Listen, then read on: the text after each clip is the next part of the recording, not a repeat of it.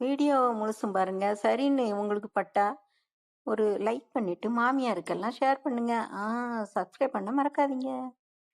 நீங்க ஒரு மாமியாரா? இதையெல்லாம் தயவு செய்து செய்யாதீங்க. பேரன் பேத்தி சாப்பிடலையா? அட்வைஸ் பண்ணாதீங்க. அதுவும் இந்த காலத்துல, எங்க காலத்துல என்று தொடங்கிறவையே செய்யாதீங்க.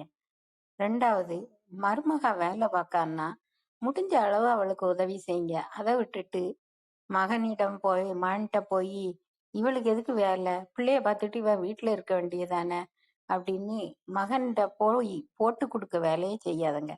மருமகளும் உழைச்சி மகனோட சேர்ந்து குடும்பத்தை முன்னேற்றிருந்ததாதான் மகனுக்கு நல்லது என்பதை புரிந்து கொள்ளுங்க.